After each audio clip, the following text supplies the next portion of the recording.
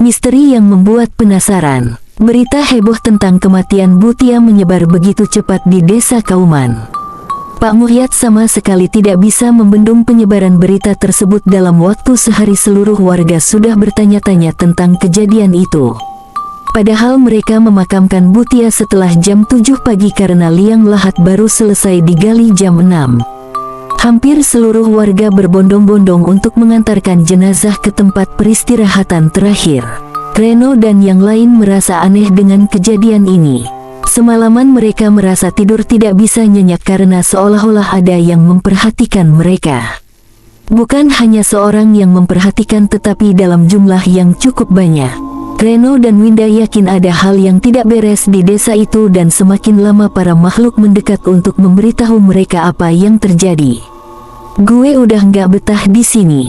Please, selesain tugas cepetan gue mau balik ke Jakarta, gerutu Fanny yang tadi malam mengalami mimpi buruk.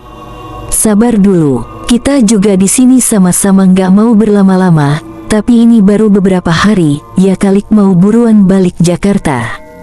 Sahut Doni membuat Fanny makin kesal. Dah, biarin aja. Jangan nyahut kalau ada yang lagi kesel begitu nanti lu kena masalah pula, ujar Reno ada benarnya. Sayang, sabar dulu ya. Nanti setelah selesai acara bantu Pak Muhyad, kita jalan-jalan berdua ya. Radin kali ini membujuk kembali pacarnya yang terlihat merajuk. Ayo berangkat. Gak usah banyak debat, udah lapar juga. Keluh Winda yang tidak seperti biasa terlalu sabar menghadapi teman-teman tetapi kali ini mulai berani berbicara. Mereka berlima pun akhirnya bergegas berjalan kaki menuju ke balai desa di mana Pak Muhyad berada. Mereka berlima masih merasa ada hal aneh dengan kejadian semalam, tetapi tidak berani bertanya satu dengan yang lain daripada terjadi hal buruk lebih dari kejadian sebelumnya. Saat perjalanan, tidak sengaja mereka berlima berpapasan dengan warga yang sedang berbincang sambil berjalan menuju ke arah yang sama. Sengaja atau tidak akhirnya mereka berlima juga ikut mendengar pembicaraan warga tersebut. Duh, sudah kuduga kalau kejadian di desa sebelah bisa nimpa desa ini. Wes, gini ini menakutkan. Has, kejadian apa tuh? Kan belum terbukti benar, jangan buat pernyataan yang tidak-tidak. Lah. Semua orang di desa ini sudah tahu tentang kejadian yang beberapa waktu lalu menimpa desa sebelah. Saat satu persatu wanita yang sedang hamil itu kehilangan bayi mereka di dalam kandungan dan akhirnya meninggal. Lalu juga soal bayi yang belum genap usia 40 hari bisa meninggal tiba-tiba secara tidak wajar. Hal ini pasti karena wanita berilmu iblis itu sudah masuk ke desa kita. Hus, jangan ngelantur kalau ngomong yang bener dikit.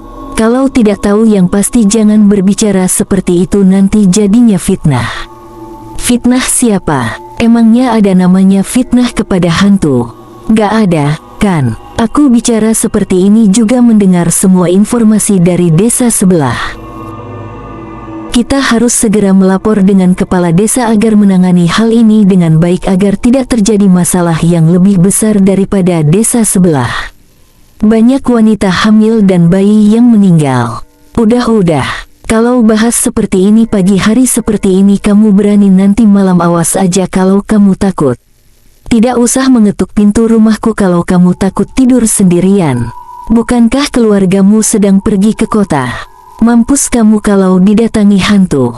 Buset, jangan nakut-nakutin, napa? Pembicaraan kedua lelaki itu membuat Reno dan Winda semakin yakin kalau ada misteri yang harus dipecahkan di desa tempat mereka menjalani KKN. Lantas apa yang sebenarnya menimpa desa tetangga dan kenapa bisa sampai di desa ini dengan kejadian yang hampir sama? Radin, emang bener yang tadi dua cowok itu bilang? Tanya Fanny kepada Radin. Ya. Nggak tahu, gue juga nggak paham soal itu. Radin memilih untuk tidak berkomentar karena bingung dengan kondisi yang terjadi di desa itu saat ini. Apalagi kejadian tentang meninggalnya Butia tadi malam hanya disaksikan Fanny dan Winda, tidak dengan para pria yang tidak melihat secara langsung. Udah, kita buruan ke tempat Pak Muhyad aja, ujar Doni mengajak teman-temannya untuk berjalan lebih cepat lagi. Mendengar pembicaraan kedua pria tadi jelas membuat mereka berlima merasa merinding.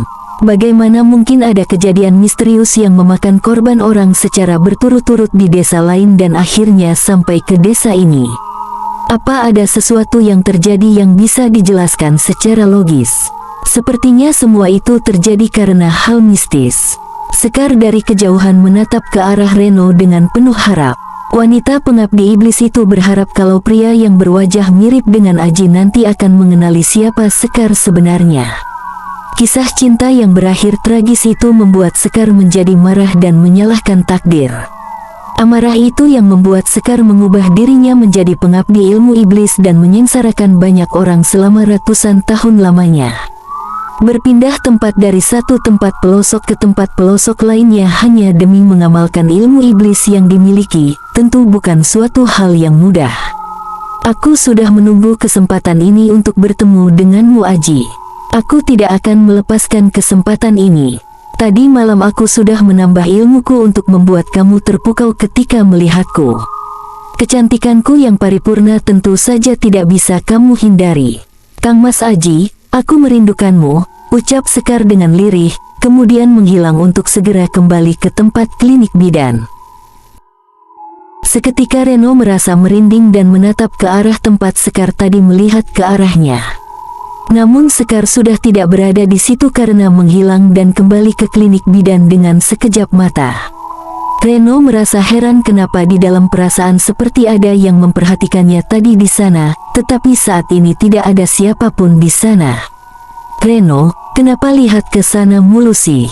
Ada apa? Tanya Winda yang sebenarnya juga merasakan ada energi negatif yang begitu kuat dari arah sana. Nggak apa-apa. Gue cuma ngerasa apa ya, udah nggak jadi, ujar Reno karena tidak yakin dengan apa yang dirasakan saat ini. Jujur aja, gue penasaran dengan misteri apa yang sebenarnya terjadi di desa ini dan juga desa tetangga. Gue merasa kalau semua ini ada kaitannya dengan makhluk gaib. Radin merasa ada yang janggal dengan perkataan dari dua pria warga lokal tadi. Udahlah, jangan bahas beginian.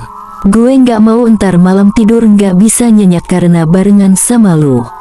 Doni menyindir dan tertawa karena mengejek Radin yang semalam tidur di kamar bertiga dengan Reno.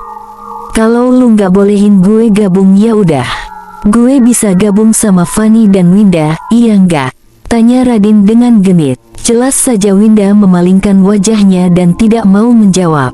Berbeda dengan Fanny yang justru senyum-senyum sendiri tak karuan.